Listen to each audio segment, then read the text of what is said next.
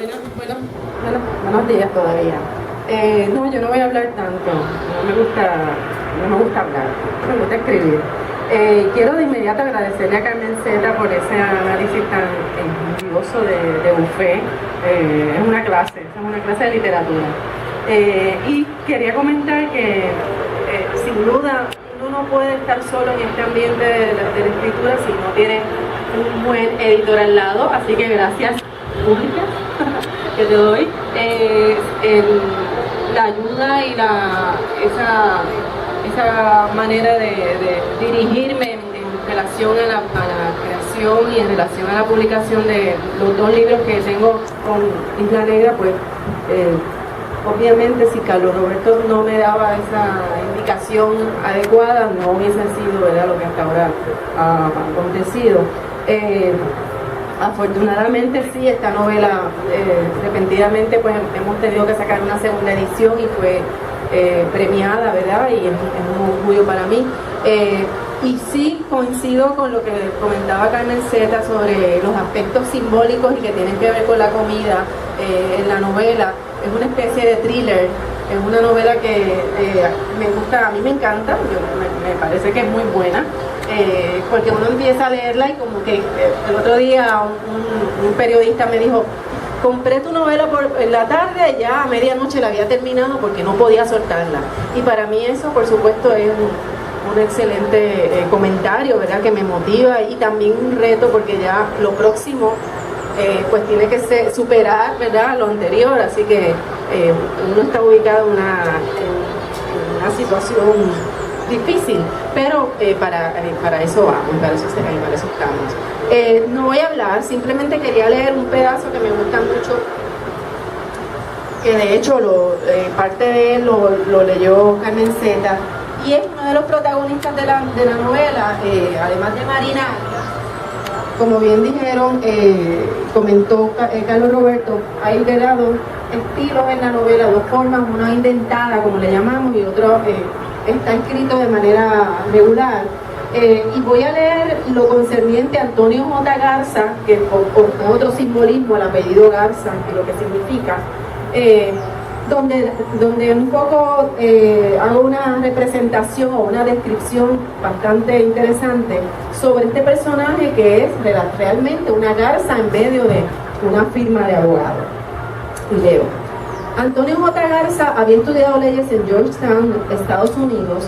Antes había hecho su bachillerato en la Universidad del Estado y había cursado los grados primarios y secundarios en un colegio católico de la calle Loíza en Santurce llamado La Santa Teresa.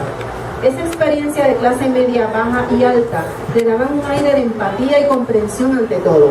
Desde que se graduó de la Facultad de Derecho, su primer y único trabajo había sido en Merced. Comenzó como un oficial jurídico en el verano y su destaque fue tal que lo dejaron permanentemente.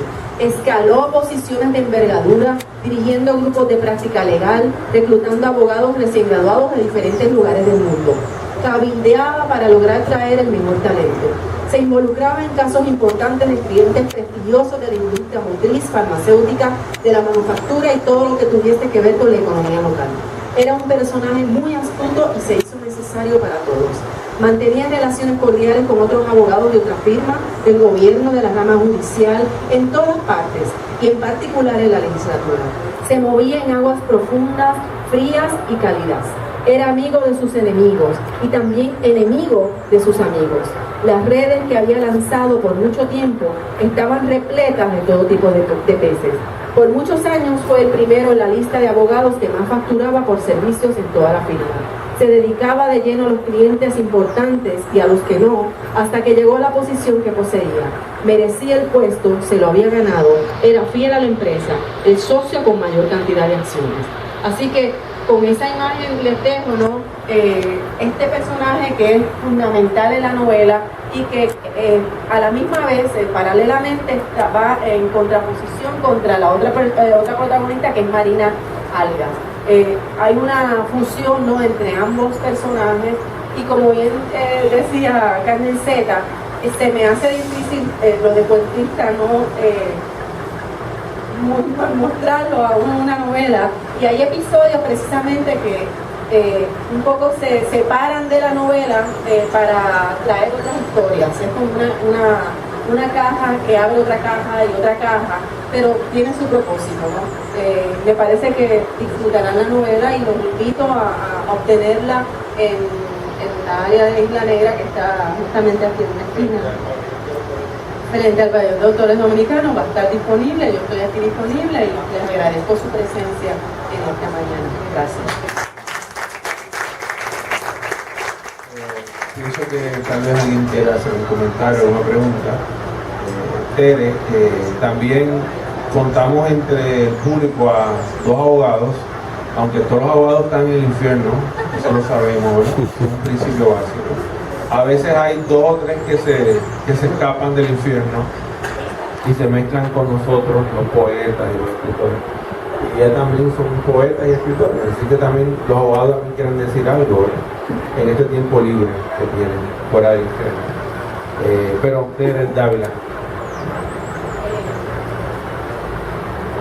Bueno, primero, Ivonne, yo te quiero felicitar por la novela. Yo no la he terminado porque pues la feria ha venido a interrumpirla y caigo rendida realmente cuando llego.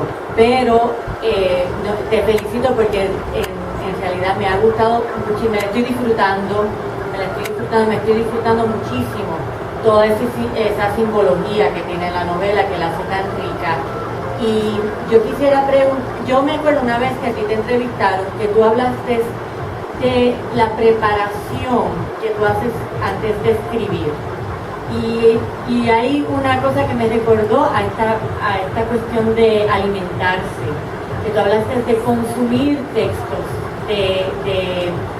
¿verdad? De prepararte, de leer mucho, de consumir estos textos. Y yo quisiera saber cómo te alimentaste para Buffet. Bueno, hay varias cosas que te quiero mencionar. Justamente esta mañana estaba escuchando, aunque no lo sepa, esto un poco tiene que ver con lo que quiero responder, uno de los más importantes cantautores o compositores, ¿verdad?, de la música cubana, Juan Fornel, murió justo en estos días. Y yo escuchaba ayer en una entrevista a unas personas hablando de él, de su trayectoria, que él decía que su inspiración y todo lo que le servía a él para nutrirse para su trabajo tenía que ver con esa relación con el pueblo y con la gente, y que las filas para comprar pan al final era un momento donde él recibía tanta información que le servía, ¿verdad?, para su trabajo.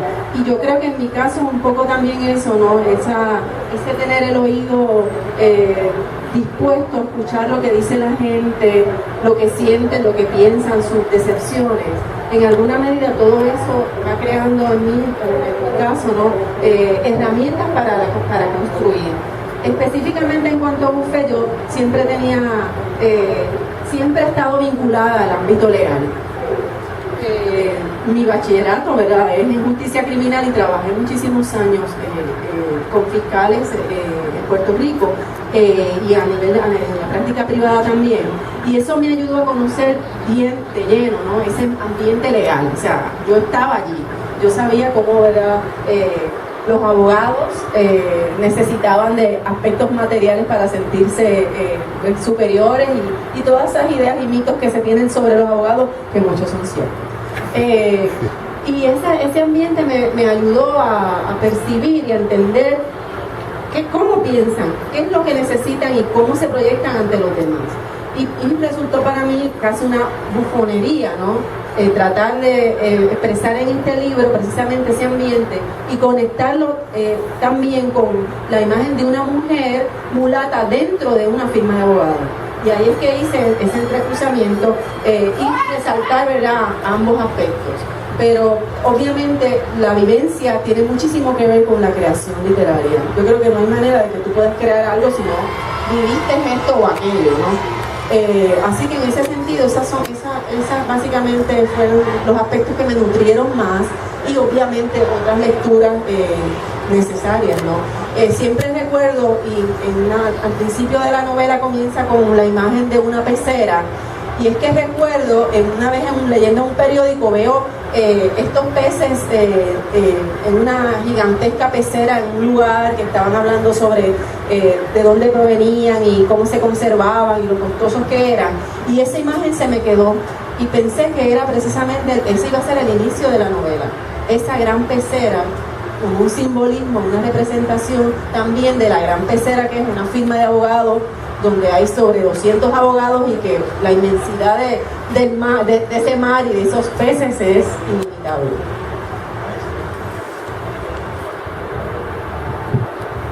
Yo soy abogado en Puerto Rico, junto con Humberto Méndez, que es abogado en Brooklyn, Nueva York. Yo tengo un amigo psicólogo clínico, el doctor Salvador de Santiago, que dice que decir abogado del diablo es una redundancia. Pero lo cierto es que el abogado del diablo era el que defendía al hereje en los tribunales de Inquisición de la vieja Iglesia Católica. Así que el abogado tiene esa doble acepción, esa doble visión, esa doble mirada. Yo y Humberto pertenecemos a los abogados solitarios, los abogados que tenemos práctica privada, privadísima, que apenas vivimos con lo que nos pueden pagar los clientes pobres. Y está el otro abogado, que es el que reproduce la mirada novelística de Ivonne Dennis, que es el abogado de los megabufetes, McConnell y Valdés en Puerto Rico. En Puerto Rico hay una cosa muy curiosa, por nuestra relación política con Estados Unidos, hay dos culturas de derecho. Tenemos que aprender el derecho anglosajón y tenemos que aprender el derecho de origen español-francés, ¿verdad? El Código Civil, que es el que gobierna a Norteamérica en términos de la regulación de las relaciones entre los seres humanos, divorcio, matrimonio, familia. Eso tiene origen en el Código de Napoleón. Nosotros tenemos que convivir en Puerto Rico con ambos. Y ese mundo que muy bien, aunque con densidad, pero también con un vocabulario ligero, rápido, por eso que se puede leer de dos o una sentada. Ese mundo tenebroso de los grandes bufetes es el que trabaja muy bien Ivonne Dennis. Así que, si queremos conocer cómo es ese mundo en Puerto Rico, de estos abogados que controlan el quehacer económico y financiero de Puerto Rico en competencia con los economistas y con los banqueros, pues ese es el mundo interesante, tenebroso y a veces diabólico de los megabufetes en Puerto Rico.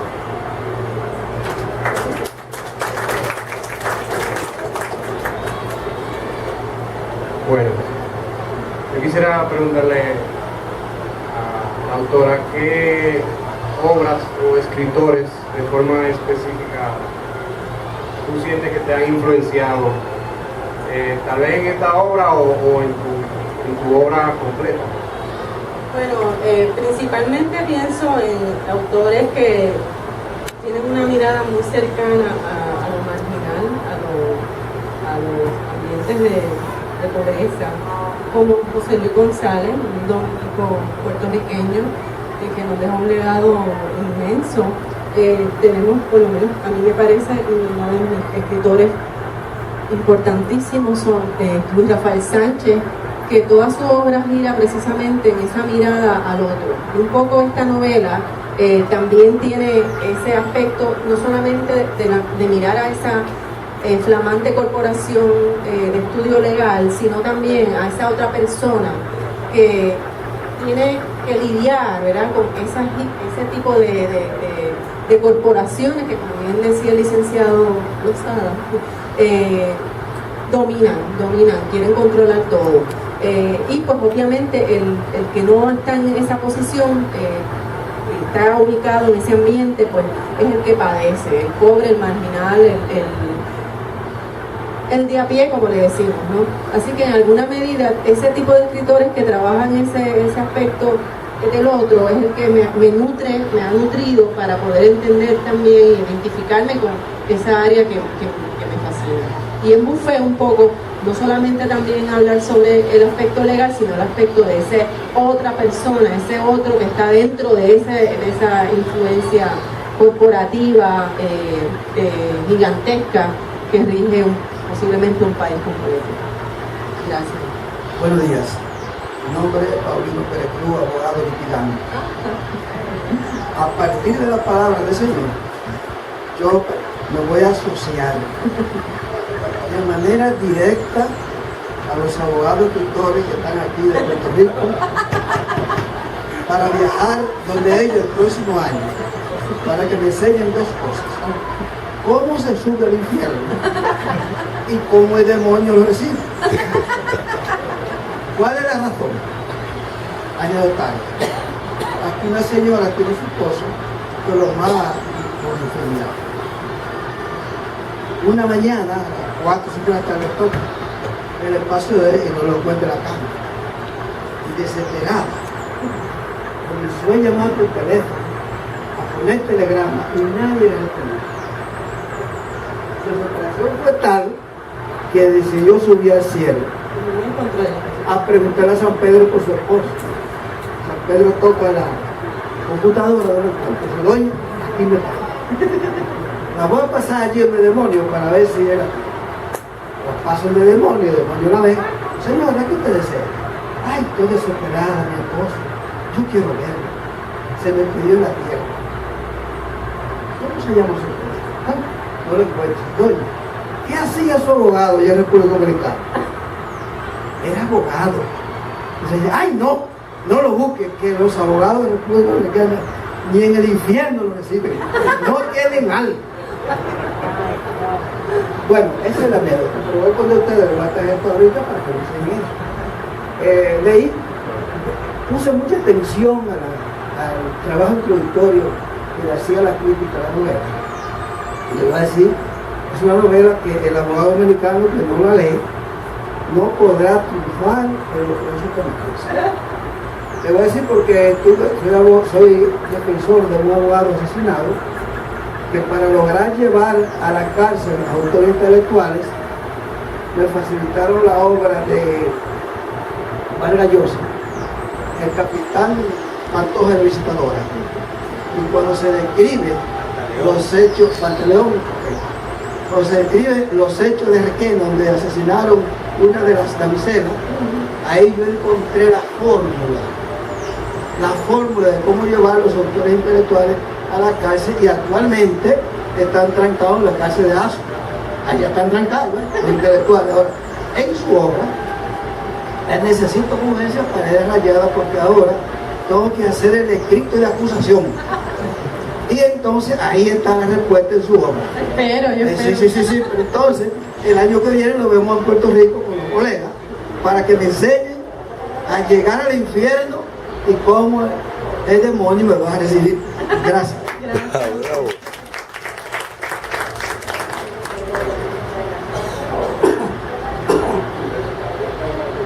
¿Alguien más quiera comentar algo? Ah, ya. Una pregunta.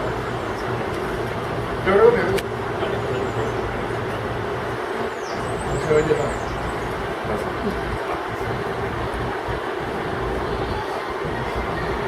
Siendo una mujer mulata o negra dentro de ese mundo, definitivamente tú eras la otra. ¿Cómo construiste la imagen del otro dentro de estos bufetes que son prístinamente blancos, sin que necesariamente fuera un desdoblamiento de ti como la protagonista de la historia original, de la referencia de tu propia vivencia? Bueno, en la parte de la novela donde discurre toda la niñez y adolescencia de Marina, hay una semi-biografía. Hay aspectos que tienen que ver con mi vida como mulata negra en el pueblo de Carolina. Y claro, el aspecto de la firma de abogados, como mencioné, como había tenido ya experiencia muy cercana con los abogados, me permitió entonces hacer toda esa ficción y toda esa historia, ¿verdad? Que es pura invención, pero que muchos detalles pueden ser corroborados porque son básicamente el comportamiento de los abogados, ¿no? Es fácil de identificarlo. Así que hay sí algo de semi-biografía. De hecho, Vanessa Vilches hizo un análisis al respecto y que me permitió entonces poder hacer ese entrecruzamiento y precisamente tener esas miradas de un lado y de otro. En ese sentido, pues fui afortunada porque podía trabajarlo, porque había estado cerca de ambos espacios.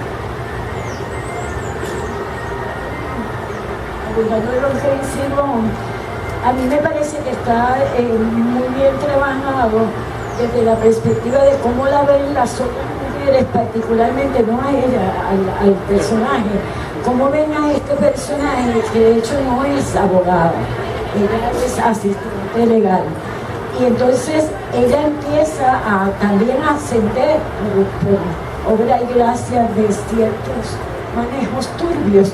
Empieza también a ascender en términos de que tiene un cierto privilegio. Y lo pongo entre comillas porque el privilegio no está el privilegio. Y entonces, ¿cómo la ven las otras? Las pocas mujeres, porque también estamos hablando de un ambiente que tradicionalmente era exclusivo del varón y que las mujeres recientemente es que se incorporan a ese espacio. Y siempre que la mujer se incorpora a un espacio que ha sido tradicionalmente dominio del varón, se encuentra con una resistencia atroz, porque ellos saben en el fondo que le vamos a poner los dulces.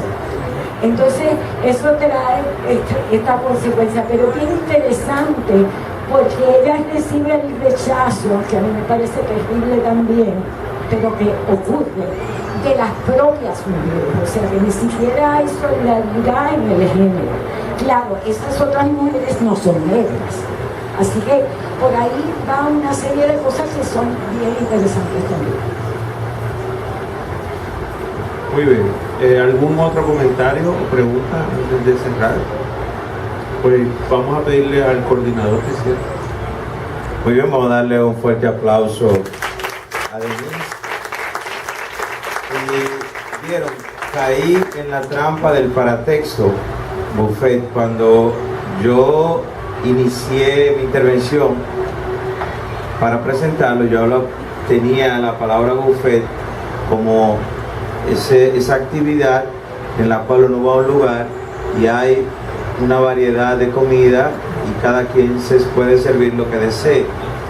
Pero acá, a partir de lo que he escuchado, la palabra buffet está utilizada en otro sentido y en un contexto pero muy diferente, en el que uno más bien sufre o disfruta menos que en el buffet al cual ya se alusió. Ahora, lo que me ha llamado la atención es el hecho de que mucha gente se ha sentido interesada por el tratamiento del tema y por la forma en como Carmen Zeta presentó el libro. El libro está a la venta en el pabellón, en el stand de Isla Negra, y también acá con el plus, con el añadido de que la autora lo autografía. Cuesta 400 pesos, es decir que un libro que está naciendo hoy, que ya ustedes ven que es un libro muy bien trabajado, con una temática interesante. Entonces 400 pesos, lo que lo deseen, y aprovechan la firma de la autora, y hasta un cariñito ella le da, pues yo muy cariñoso. Entonces pasen por acá, hagan su fila y vamos a hacer realidad el nacimiento de este libro.